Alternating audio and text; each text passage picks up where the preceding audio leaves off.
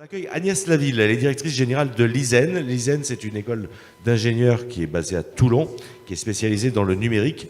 Et elle va nous proposer un retour d'expérience sur justement le modèle de formation. Est-ce que demain, les ingénieurs ne devraient pas apprendre à concevoir et à maintenir différemment? Agnès, vous avez 10 minutes. Merci beaucoup. Merci Bernard pour cette introduction. Je suis très honorée d'être présente ici à ce forum sur la maintenance qui se déroule, on peut le dire, à merveille, et au cours duquel non seulement j'ai beaucoup appris, mais j'ai apprécié énormément les échanges qu'on a pu avoir avec les différents participants. Alors, je suis particulièrement heureuse aussi pour une deuxième raison de participer à ce forum, parce que c'est pour moi une vraie cure de jouvence, on va dire, parce qu'il me ramène un peu 30 ans en arrière, alors que je venais à peine de soutenir ma thèse de doctorat sur les systèmes complexes. Ma première mission opérationnelle, elle était à l'AIA de Cuers, et elle portait sur l'optimisation du processus de maintenance des aéronefs. Donc voilà, c'est un plaisir de se replonger au cœur de ce domaine. Et merci vraiment Jean-Yves pour cette invitation et ce petit flashback.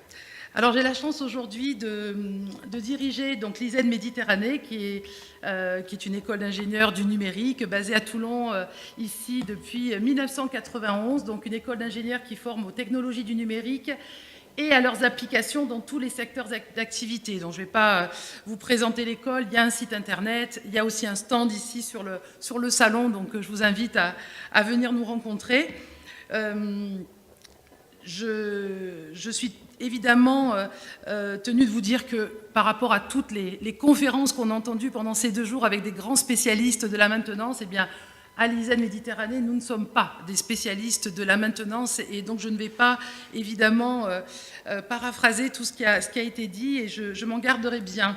Toutefois, nous avons bien évidemment, là je me suis amusée à faire un petit peu la liste exhaustive de tout ce qu'on intègre dans nos différentes options, et évidemment que la maintenance, c'est au cœur de préoccupations de nos futurs ingénieurs, parce que même s'ils ne sont pas spécialistes spécifiquement du domaine de la maintenance, nous leur enseignons bien évidemment tout ce qui permet de faire durer, sécuriser, améliorer des systèmes technologiques qu'ils conçoivent et qu'ils vont avoir forcément à maintenir une fois qu'ils seront déployés. Donc si on prend l'exemple alors je ne vais pas vous passer de façon tout à fait détaillée, mais je pourrais bien évidemment vous les fournir.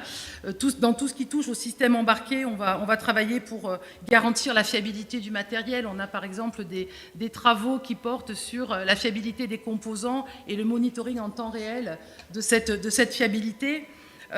On détecte les défaillances via de la télémétrie, on va prolonger la durée de vie des équipements, les capteurs, les microcontrôleurs, les calculateurs, avec évidemment l'objectif d'avoir des systèmes sûrs et la capacité de les faire évoluer sans immobiliser tous les systèmes dans lesquels ils s'inscrivent.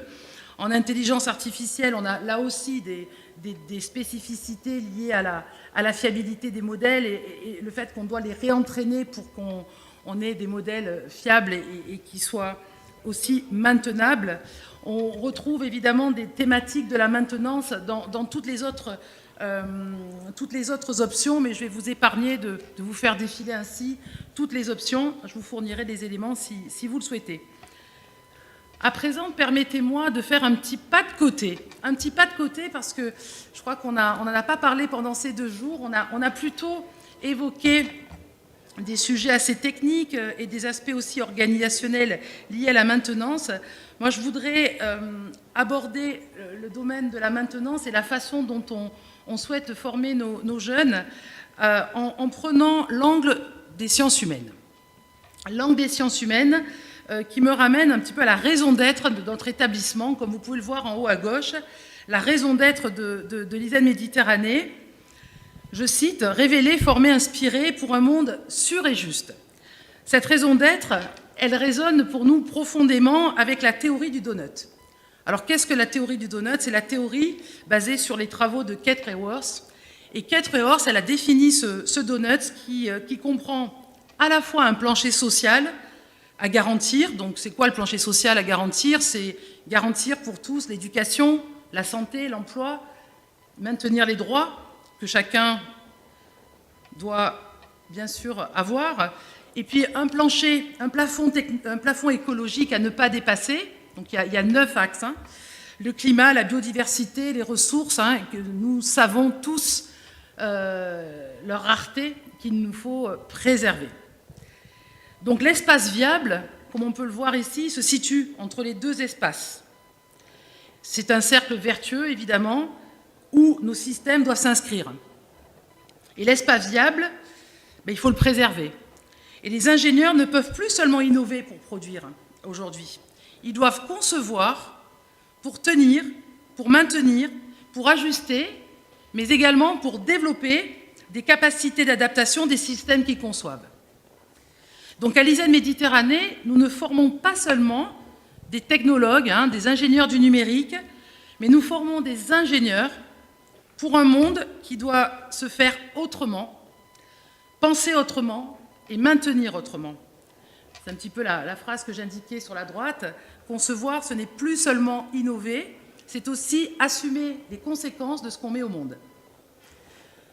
Les ingénieurs que nous formons doivent comprendre que chaque technologie qu'ils conçoivent a un impact matériel, évidemment, mais également humain et environnemental.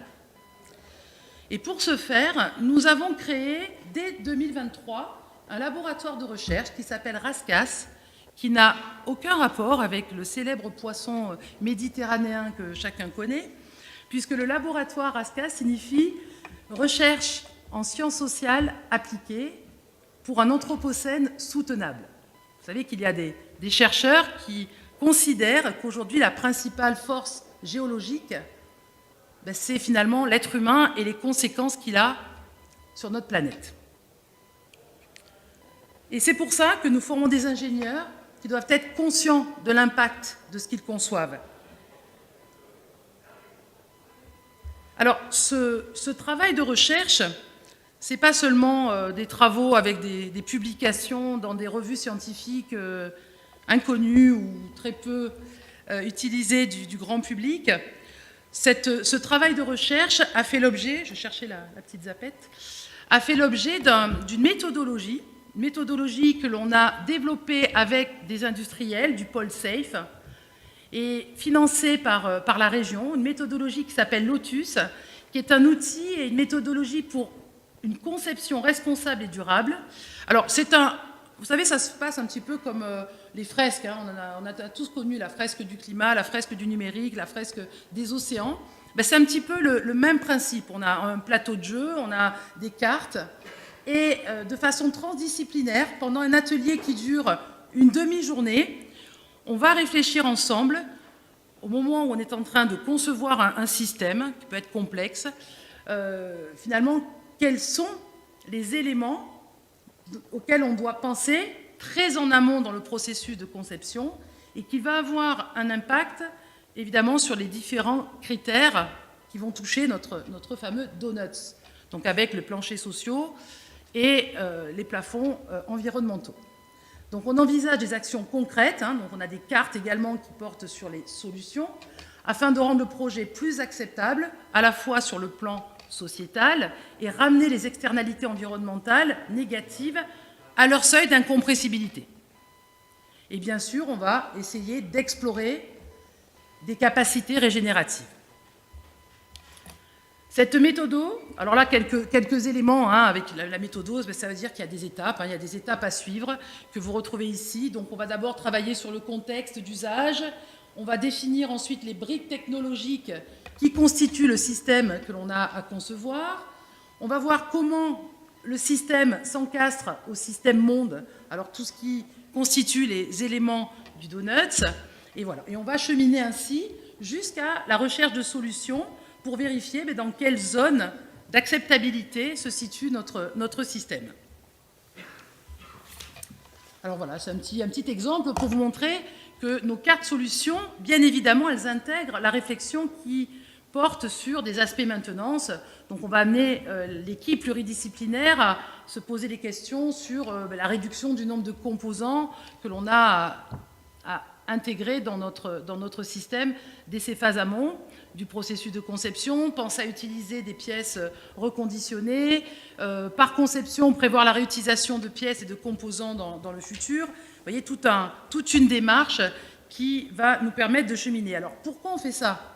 Bien sûr parce qu'il y a eu une demande des industriels à travers le pôle SAFE, mais aussi parce que quand on regarde aujourd'hui, que ce soit au niveau de l'Europe avec les appels à projets européens, mais qu'on regarde aussi au niveau des appels à projets France 2030, eh bien vous avez peut-être remarqué en tant qu'entreprise, en tant qu'industriel, qu'il vous est demandé d'assurer le principe du DNSH. Alors, le DNSH est de ne causer aucun dommage significatif.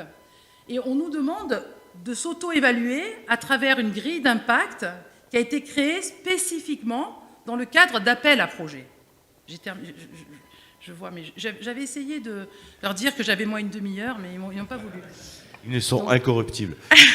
Donc, à travers cette grille, il nous est demandé d'auto-évaluer l'impact potentiel de notre projet en appréciant qualitativement et, si on le peut, quantitativement, et dans la mesure du possible, les impacts que vont avoir nos projets sur les principaux paramètres que j'ai fait figurer tout à l'heure dans notre donut. Donc, impact sociétal, impact environnemental. Donc, de plus en plus, pour être éligible au projet, qu'il soit européen ou qu'il soit de type France 2030, on va devoir s'adonner à cet exercice de prendre conscience de l'impact de ce que l'on conçoit sur le monde qui nous entoure. Et je dois conclure, donc je vais aller très vite. Oui, donc à l'ISEN Méditerranée, bien sûr qu'on forme des ingénieurs, des technologues. On forme des ingénieurs qui maîtrisent les technologies du numérique et qui sont capables de concevoir et maintenir ces systèmes, mais pas que.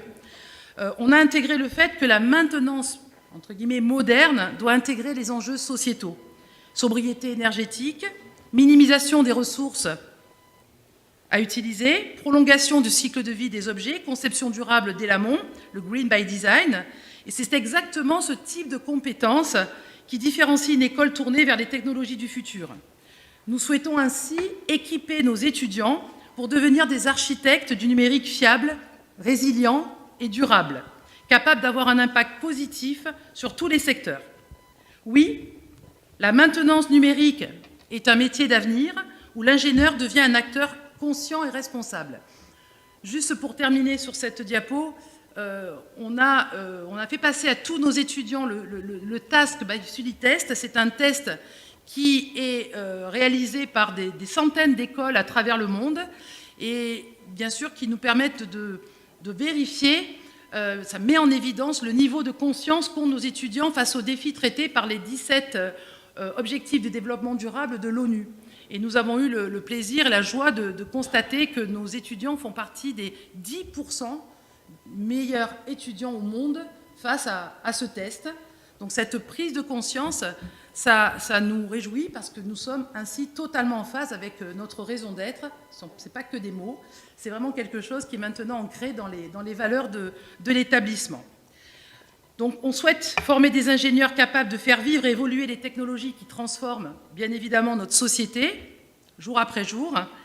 Mais notre devoir en tant qu'école d'ingénieurs, c'est de faire en sorte que chacun de nos étudiants, mais nous-mêmes, je crois qu'on doit aussi le faire, se pose la question, dans quel monde avons-nous envie de vivre demain? Je vous remercie. Merci beaucoup. Et effectivement, ça rapproche de ce qu'on avait déjà évoqué lors des précédentes éditions, cette contribution de la maintenance à l'économie circulaire.